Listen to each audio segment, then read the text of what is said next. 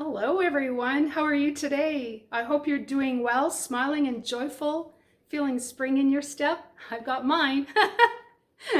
I'm really feeling spring on the horizon and I'm looking forward to it. I'm here today to speak a little bit further around my blog that I released the other day about holding the body in reverence. And so I just want to provide some context around really what that means. And when you think about that we are spiritual beings, does it not make sense that our body has a spiritual aspect to it as well? That there's that connection, communication, and interaction and engagement that happens between you and your body.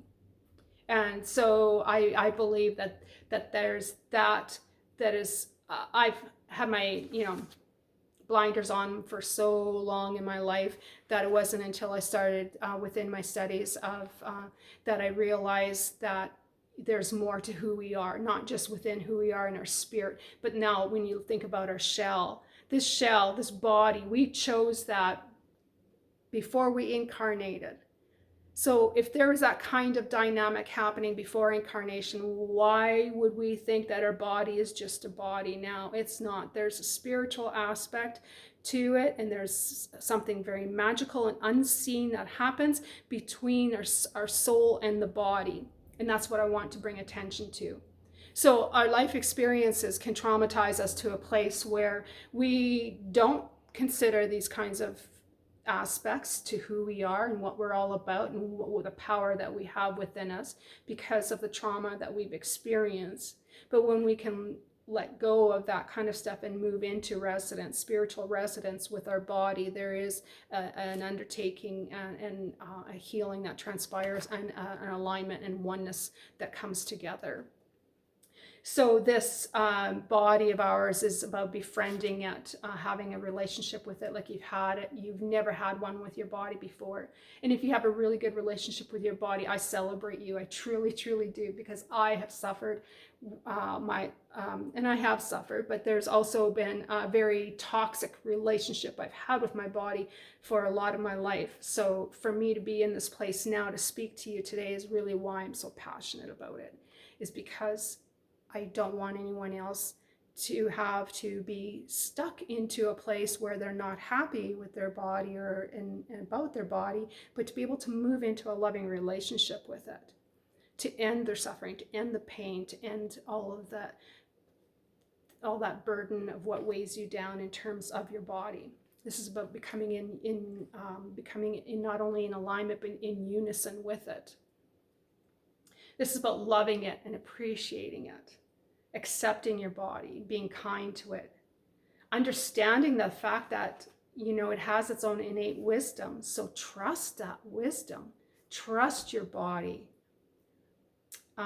This is about also understanding your body's limits of endurance. We want something so passionately for ourselves that we can push our body to the extremes in getting it, but that doesn't help it. It doesn't support it. It doesn't nurture it. It puts it into a stress response. It just then creates other dynamics in which you wanted to avoid to begin with. Holding it in sacred reverence is also about caring what you subject it to environmentally. This is about caring about what you ingest nutritionally and even recreationally. This is about caring about the kind of products that you apply to your body or that you use in support of your body. It's understanding that there's and caring about the kind of foods that you're absorbing. And it's also about being in communication with your body, understanding, like slowing down enough where you can be in communication, being aware of its signals. All of these aspects and more contribute to creating a wholly respectful relationship with your body, and that's what elevates it into a revert state. We also want to be able to empower our body with having the healthiest, most strongest foundation possible, that it can be used to easily work from when it does or should become ill or diseased. It's like the more we can do for it at the forefront now, the better off it is for us later on if we do have some sort of physical, like a health setback. And when we think about those that we know of who are suffering and challenged with a health issue, it's just like, not only do we do what we can for them and hold prayerful intention for them as well, but use them as your teachers, use them as your inspiration to do more for yourself now than what you cared to do in the past. They are our greatest teachers. So when we can move into an intentional state of wellness, health and wellness, and oneness with our body, this is about then paying more attention to where our mindset is at. If our healthy mind creates a state of harmony that is based on intentional mental discipline. So an unhealthy state is cause of an unhealthy state of a body is caused from an unhealthy negative intention, from disharmony. Now, not everything that when you think about becoming ill, it's just like, well, I didn't intentionally plan to do that. Well, no, but sometimes through our experiences and the way maybe the things that we've done, we've participated in, we've engaged in, we have absorbed that would be in resistance to our soul's purpose and calling, and that could have created some dis-ease there as well too. So it's just like those kinds of things will happen from all kinds of other influencers, and we have to be mindful of what those influencers are. So if we want to think about making a change for the betterment, we have to be able to improve the lens and how we see our body. This is about understanding the truth of our body, seeing it for what it truly is, so that we as your spirit and your body have this collective greater chance of becoming even better than what it is now, but also gives your body the chance to become what it is meant to as well. This is not about what you as an individual may think your body should be, because I've had those kinds of aspects of thoughts myself as well about myself.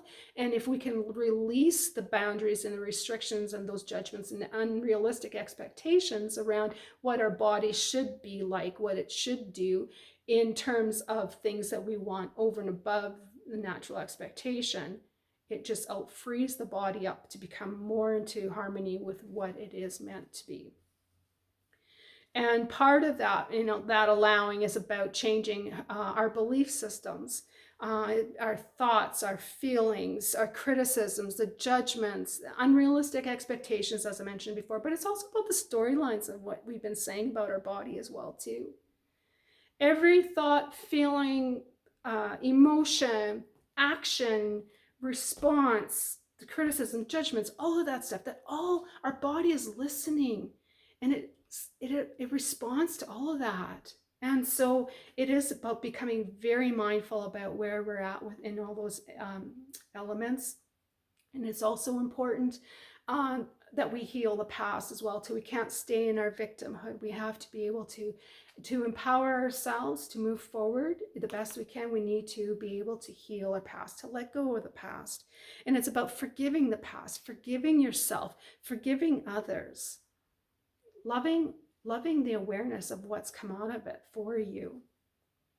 It's about seeking forgiveness from your body, and also, most importantly, asking your body for its forgiveness for you as well, because it's carried a lot of burdens in terms of everything that is done for you just innately. And what's also really important too is that when we think about the things we've done in terms of our body, it's also any kinds of self-sabotaging acts we may have done to totally destroy the path of progress, right? So in those terms, you have to, you're going to be your greatest leader, your greatest champion, your greatest teacher in becoming becoming embodied with your body, but it's also allowing your body to become your greatest teacher as well too.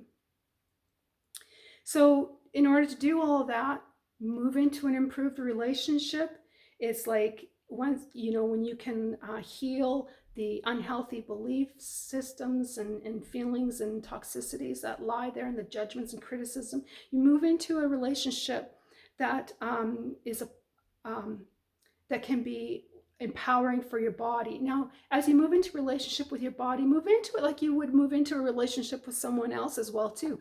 All those aspects in which you hold near and dear to you about what makes a healthy, strong, thriving relationship also can be applied to your body and with your body. So patience, kindness, compassion, love, gentleness, right? Forgiveness, respect, and yes, talk to your body. Again, your body's responding all the time. Another really important thing is to look at your body as well. Don't dismiss it or hide from it what you see. Don't ignore it, because in that there's an emotional factor that is at play that your body is also then in the receiving of. So you may think your actions are really innocent, but when they're not in support of a healthy relationship, it will have a cause and effect, right? Your body will respond to you in kind all the time. Now, there are also studies that have been done as well too in terms of the wellness of the body and being one with your body, and it is really about the dietary regime and supplements that you take or that you may take. That is all like a small percentage of your body's wellness and well-being. And the other aspects that are really high influencers are psychospiritual. So it is about, the emotions, it is about the feelings, it is about the mindset, and it's also about your spirituality. Those have a huge influence. All those psychospiritual, they heal the negative intentions and in situations, genetic predispositions, it can heal as well too.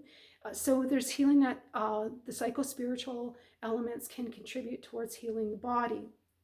We're really powerful beings, aren't we, when you think about it? So the body will always prove you right.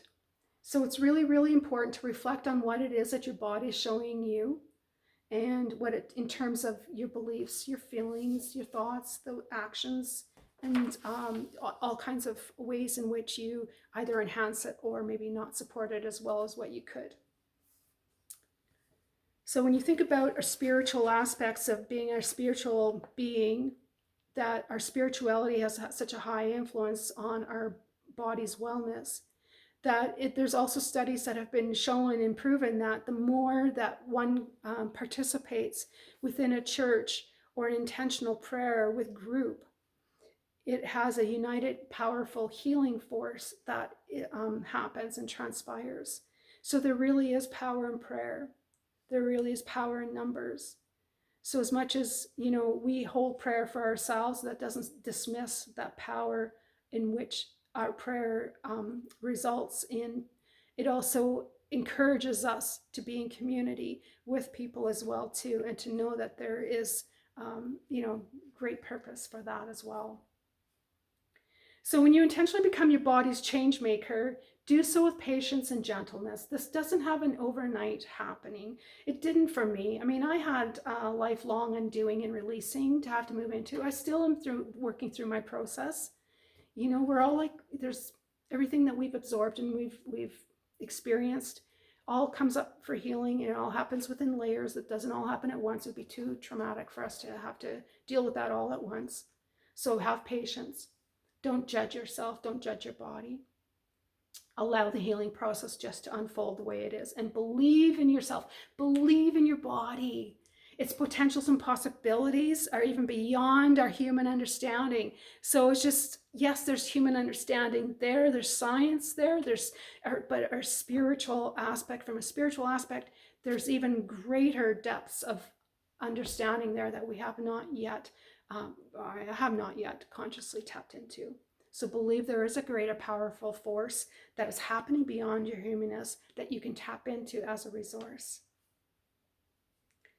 Now, when we fall into our bodies, that beautiful being of divine you, it's just like you fall into trust with it, fall into trust with its wisdom, begin to understand its language, its communication. It's going to ebb and flow. Just be patient, be gentle. You'll pick up on the awareness. You'll know what it means. And because of that, you start to form a special bond. You form a special partnership, and it becomes a very intimate relationship. And that is going to be your greatest starting point, is where your intention sets the stage and you embrace it and you move forward, doing everything that you can be, that you become aware of for improvement, for a better you, for a healthier you as a body and spirit. And you're on the right path.